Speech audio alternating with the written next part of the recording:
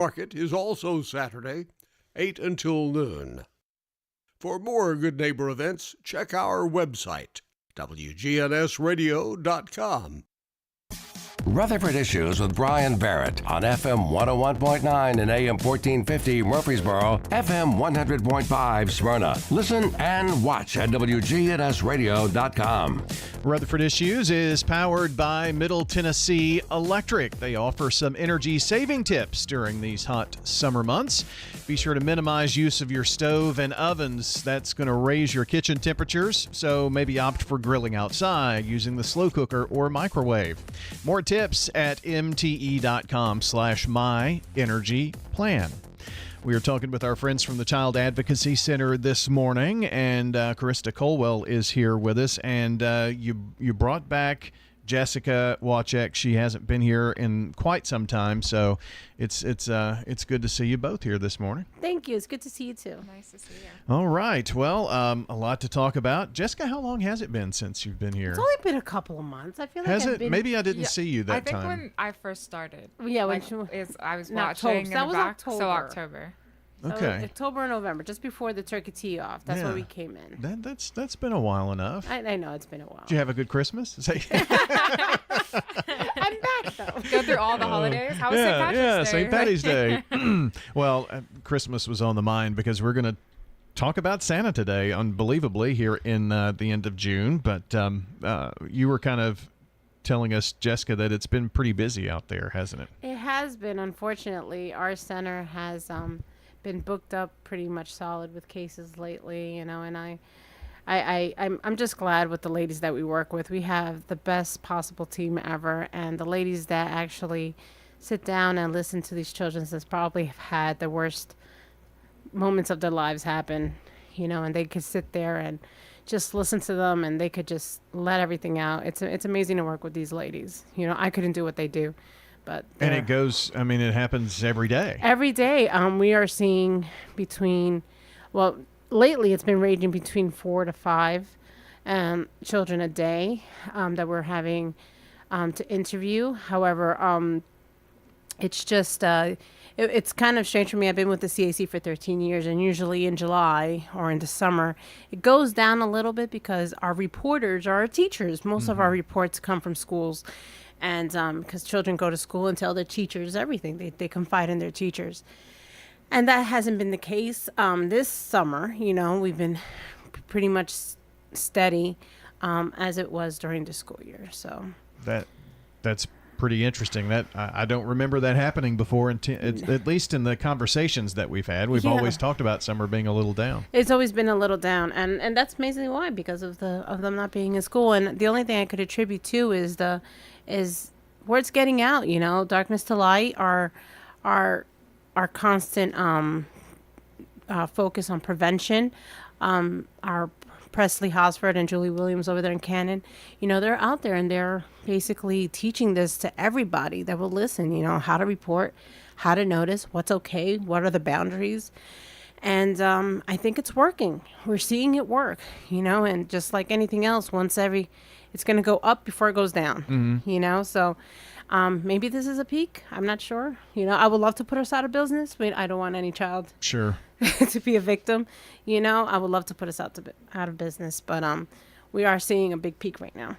I find that interesting. One thing, maybe, I don't know, I was just, as you were talking about that, thinking about, there is summer school in June, so maybe there are a few more kids in school, but right. It's not and also a lot of camps, too, well, probably. With a lot of people are going to PBS and, all these camps that are going on, and so maybe that is a true. We do education and prevention education, and we train all those camp counselors. We are in a lot of churches doing the darkness to light, teaching them how to view signs and how to report. So that could be a big attribute. Yeah, well, for it to be as high as it is normally, it has to be a bit concerning. It's like what's happening is what but I guess there's no real answer right now. There really is. I personally can't tell you the answer, Right. I just see what happens and I see what does happen, I think the statistic is 1 in 10, right, will be sexually abused before their 18th birthday, and that may be higher now. I'm not sure. I don't know if the new national statistics came out yet, but it's just I don't know why anybody would do it, but as long as we know that we could report it and what to view and to take note of and just say something. Well, one thing is for sure, no matter how many you interview per day, it's still underreported, isn't it? Yes. I mean, it probably is. There's if still 1 in a lot 10. of them that probably did not. Yes. So. Well, that's what it takes to get the word out. And I was wondering, and I'll get both of your opinions on this. Krista, I'm not sure. Were you at the former facility? Were you there around the move? You've always been where it is now. Yeah, no, I've always been at our new location on Highland Terrace. Yeah. I wonder, Jessica, how the change in facility has been. I mean, do you have more interview space? Were you able to do anything different with your space? We have a lot less space. Okay. Well, I guess COVID taught us a lot, on how to work remotely or work a little bit separately. We had to change a lot of the way that we have families come to the facility and interview. So I guess that kind of trained us for a smaller space a little bit. Okay, yeah. We've been able to roll with it, But I think what we notice now is that not all of us could be there at the same time. So we really have to do a scheduling. And now there's more children coming in, so it's just like back-to-back schedules. It makes things more difficult for Carissa, who's trying to cultivate a lot of these relationships with our sponsors and people who like to invest their time with us. And there's a lot less capabilities for Presley to hold trainings at our facility because it's so small. Yeah. So we're always looking for those community partners to allow us to have space to, and I know City Schools has been a great, and Murfreesboro Police Department, it's like they always donate space to us and try for us to do these trainings. So well, and they're your neighbors too now. Yeah, they are. So we do miss that. We do miss the space also for donations because we have a great community and they're always wanting to give us donations and we love them, but we have no place to store them now. Mm-hmm. And before we used to have huge bay doors where we used to be able to just drop it off. Drop it off, and we towed it, and we could use it, especially for Christmas. We used to save things for Christmas and, have everybody have it, but we can't do that anymore. So it limits us in some spaces, but we're rolling with it. Well, at least we learned during COVID how to do more with less, or less with more, or more with less. More with less.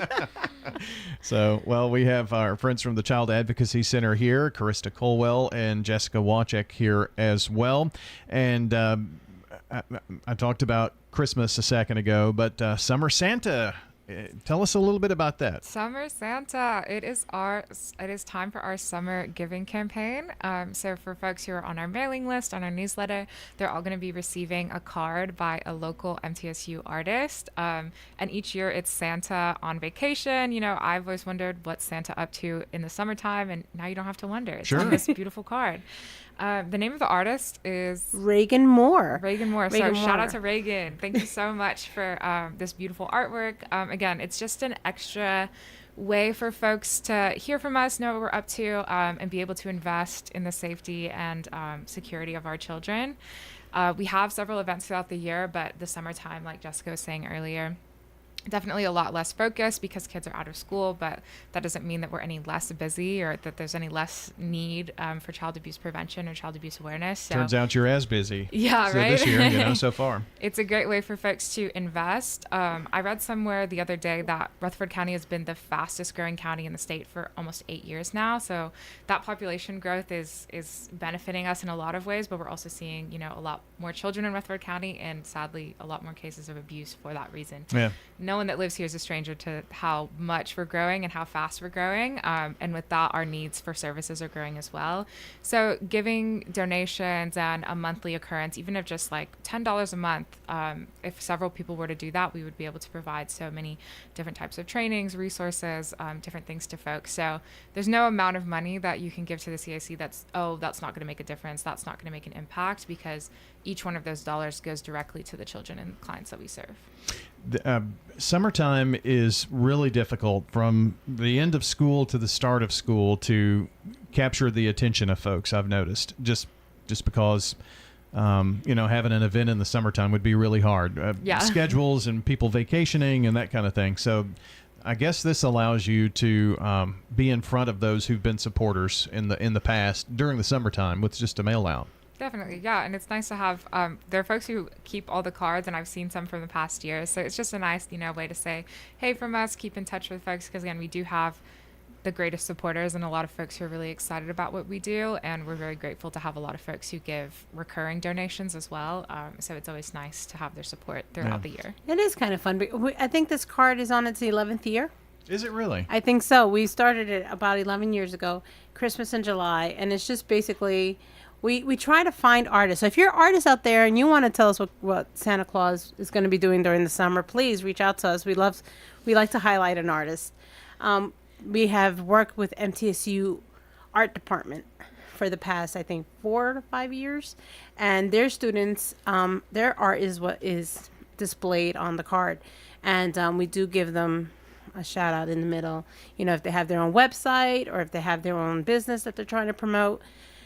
But he has been fishing, he has been camping, he has been scuba diving, he has been on a roller coaster. It's fun. I have all of them saved on my computer. So if anybody if everybody wants to see them, maybe I should put them on the website. Yeah. What he's been doing every year. So what's he doing this year? I can't tell you. Oh, okay. You can't tell you. You got to get it. You got to get the card in the mail. Sign up for that newsletter. Sign up for that newsletter. You're gonna see. You're gonna see. I will tell you, he has tan lines. Oh, that's my favorite part of it. So how do you sign up for the newsletter, Krista?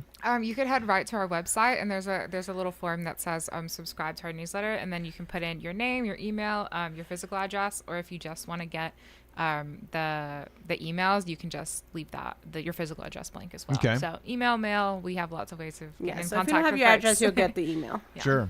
So how often do you send down a new newsletter? Usually we aim for about every month or so.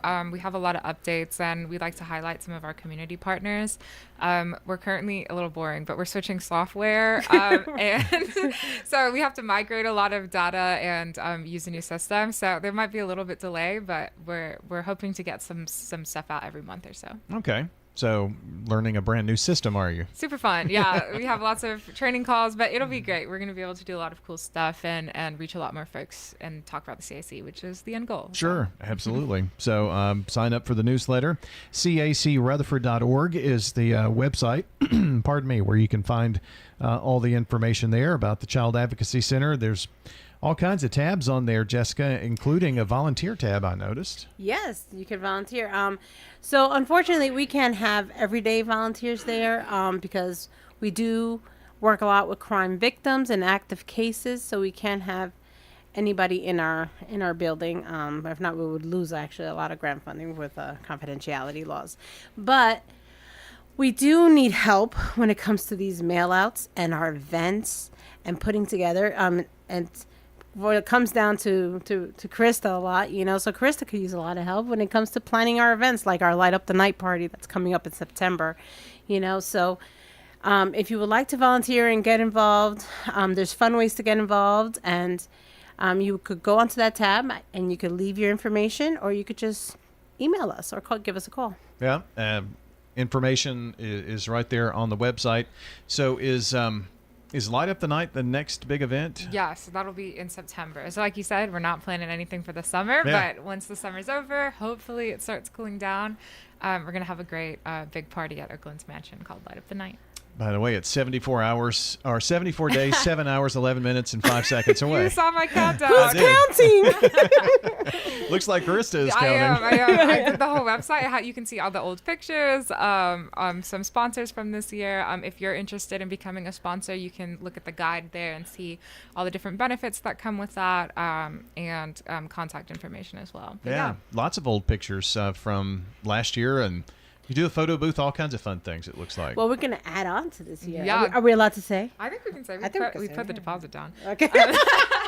This year we're going to be doing a casino theme. So we're going to have some games. We're going to have a live band.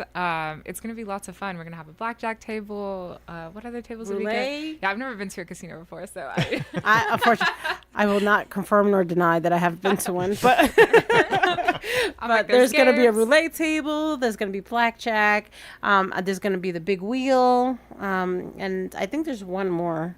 I'm not sure what it was, but we got some tables. Cool. And we got It's some going to be people lots there. of fun. Yes. So a little bit of a different theme then there. Yes, it's going to be a lot more funner. Well, how about that? So that's a ticketed event, isn't it? Yes, it Yes. is. Yes. Okay. And So tickets, the registration link is live, so if you want to go ahead and save the date, feel free to sign up online right now. I see it right there. Just click the button and it takes you to We're the just sign up. clicks away. Just Yeah. click the button. That's easy enough. So, and again, that's at Oakland's Mansion on September the 6th. As we wrap up in our last 30, 45 seconds, just an opportunity for those who are listening that may suspect, may know something is going on. What's the process? What should they do?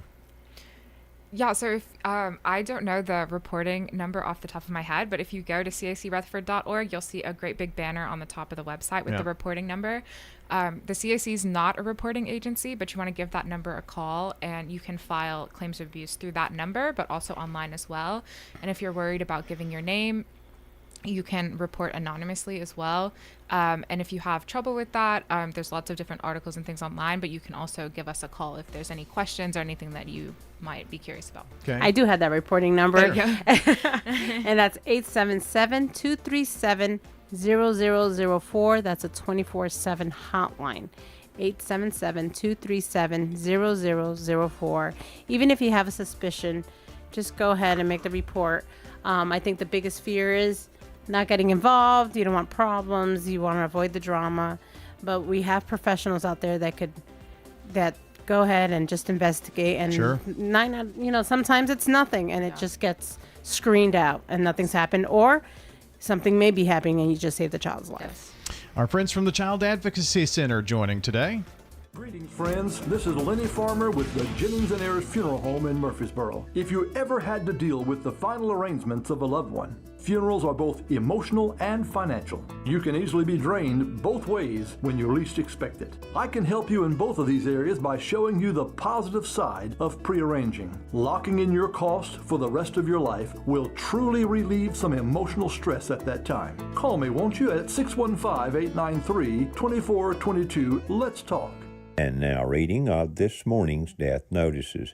Matilda Jane Branham McCormick, age 73, of Murfreesboro, passed away Wednesday, June the 19th, a native of Pikeville, Kentucky. She was the daughter of the late Johnny Branham and Billy Joe Kenny Branham Boyd. Janie was also preceded in death by a brother, Gregory Branham, survived by her husband of 56 years, David Kent McCormick, sons Billy McCormick and wife Angie, and Mark McCormick, daughter Sherry McCormick of Murfreesboro, grandchildren, and other family members. Funeral services will be held today, Monday, June the 24th, at 10 a.m. at Woodfin Memorial Chapel with Cody Turner officiating.